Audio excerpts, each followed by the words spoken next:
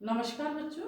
आज मैं कक्षा 7 विषय सामाजिक विज्ञान भाग 2 अध्याय 3 हमारी बदलती पृथ्वी, इसके बारे में कुछ टॉपिक आपके लेके आए हूँ।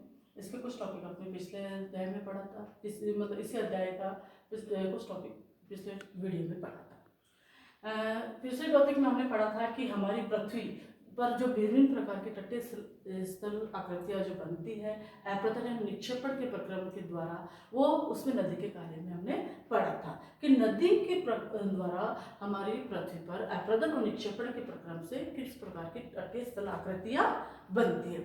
उसमें हमने पढ़ा कि जल प्रपात कैसे बनते हैं, विसाप कैसे बनते हैं। इस प्रकार हमने नदी के कार्य में नदी के द्वारा जो तटीय स्थल आकृतियां जो बनती है उनके बारे में हमने पढ़ा था। आज अपना टॉपिक है कि अपतन एवं निक्षेपण के द्वारा समुद्री तरंगों के द्वारा कौन कौन सी तटीय स्थलाकृतियां बनती है। फर्स्ट है समुद्री गुफा। समुद्री तरंगे लगातार शेलों से टकराती है, यानी हमारी जो समुद्री तरंगे है वो समुद्र में उठने वाली जो तरंगे हैं लगातार शेलों यानी चट्टानों से टकराती है, जिससे चट्टानों में दरार विकसित होती है और ये दरार समय के साथ साथ बड़ी और चौड़ी होती जाती है, जिसे हम गुफा कहते हैं। इस प्रकार समुद्री तरंगे लगातार शेलों से टकराती रहती है, जिससे दरार विकसित होती है। समय के साथ ये दरारें बड़ी और चौड़ी होती जाती है, इनको समुद्री गुफा कहते हैं। फिर हमने आगे तटीय मेहराब। इन गुफाओं के बड़े होते जाने पर इनमें केवल छत ही बसती है, यानी जैसे जैसे ये समुद्री तरंगे हैं अपतन और निक्षेपण के कारण से, यानी कि जो इनमें लगातार जो तरंगे उत्पन्न होती है, इन तरंगों के समुद्री तरंगों के कारण से इनमें केवल छत ही बसती है, यानी इनकी गुफाओं के बड़े होते जाने के बाद केवल इनमें छत ही बसती है, जिससे तटीय मेहराब बनते हैं। फिर आगे स्टेप। लगातार अपतन छत को भी तोड़ता है और अपतन निक्षेपण से ये धीरे धीरे छत भी टूट जाती है और वह अपतन छत को भी तोड़ देता है और केवल दीवार ही बचती है, और दीवार जैसी इन आकृतियों को हम स्टैक कहते हैं। समुद्र भृगु यानी समुद्री जल के ऊपर लगभग ऊर्ध्वाकार उठे हुए, यानी समुद्री जल में के जो समुद्री जल है उसके ऊपर लगभग ऊर्ध्वाकार आकृति में उठे हुए ऊंचे शैलीय तटों को समुद्री भृगु कहते हैं। और इस प्रकार समुद्री तरंगे किनारों पर अवसाद जमा करती है, अवसाद निक्षेप जमा करती है अपने साथ में। तो समुद्री तरंगों द्वारा किनारों पर इस प्रकार अवसाद जमा करना समुद्री पुनर्जनन का निर्माण करती है। इस प्रकार समुद्री तरंगों के द्वारा ये आकृतियों का निर्माण होता है।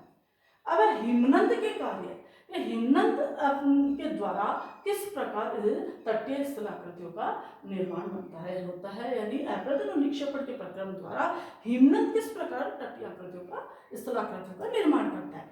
हिमनद अथवा हिमानी बर्फ की नदियां होती है। हिमनद क्या होता है? बर्फ की नदियां होती है जो अपने नीचे कठोर चट्टानों से गोलाश्मी मिट्टी एवं पत्थरों से भूदृश्य का आवेदन करती है, यानी कि हिमनद जो बर्फ की नदियां होती है उनके नीचे कठोर चट्टानों से वह गोलाश्मी मिट्टी एवं पत्थरों से भूदृश्य यानी हमारे जो धरती है उसका आवेदन करती है, और हिमनद गहरे गर्तों का निर्माण करते हैं। और हिमनद आगे का हिमनद गहरे गर्तों यानी गहरे गड्ढों का निर्माण करती है।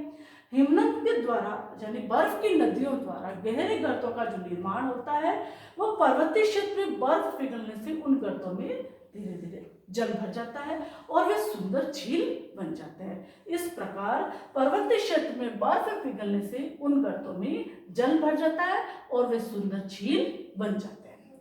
हिमनद के द्वारा लाए गए पदार्थ जैसे छोटे बड़े शेल, हिमनद अपने द्वारा यानी कि जो ये बर्फ की नदियां होती है अपने साथ में जो पदार्थ लाती है उसमें छोटे बड़े शेल, रेत, मिट्टी निक्षेपित करती है, यानी कि ये इस प्रकार जमा करती है। ये निक्षेप हिमनद हिमोड़ का निर्माण करते हैं। आगे पवन के कार्य, यानी अपतन और निक्षेपण से जो तटीय स्थलाकृतियां बनती है उसमें पवन यानी हवा के द्वारा क्या कार्य होता है।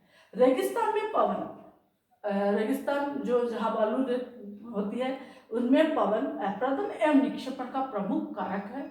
रेगिस्तान में हम छत्रक के आकार के शेर देख सकते हैं। छत्रक आकार का शेर हम रेगिस्तान में हमें दिखाई देता है, जिन्हें हम छत्रक शेल कहते हैं।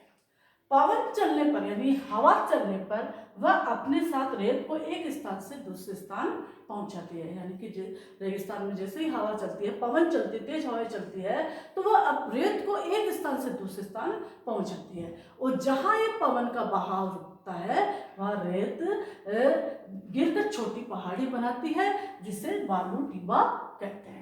इस प्रकार रेगिस्तान में पवन अपरदन एवं निक्षेपण का प्रमुख कारक है। रेगिस्तान में हम छत्रक के आकार के शेर देख सकते हैं, जिन्हें सामान्य से छत्रक शेल कहते हैं। पवन चलने पर वह अपने साथ रेत को एक स्थान से दूसरे स्थान पर पहुंचाती है।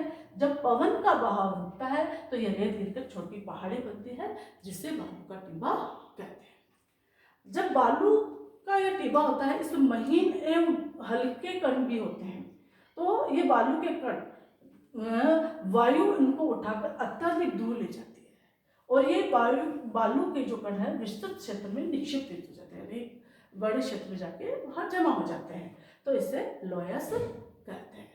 इस प्रकार हमने इस चैप्टर में, आपका ये चैप्टर आज समाप्त हो रहा है। इस चैप्टर के कुछ टॉपिक जो पिछले चैप्टर में वीडियो में पढ़े थे और बाकी के टॉपिक आज मैं आपको समझा रही हूँ। ये चैप्टर आपका समाप्त हो चुका है। इस चैप्टर के टॉपिक में हमने स्थल आकृतियों का निर्माण, जो हमारी पृथ्वी पर जो स्थल आकृतियाँ है उसका निर्माण किस प्रकार से होता है, उसमें समुद्री तरंग के द्वारा, और समुद्र तरंग में समुद्री गुफा कैसे बनती है, और तटीय मेहराब कैसे बनता है, स्टैक कैसे बनता है, समुद्र भृगु कैसे बनता है, इसके बारे में हमने डिटेल पढ़ी।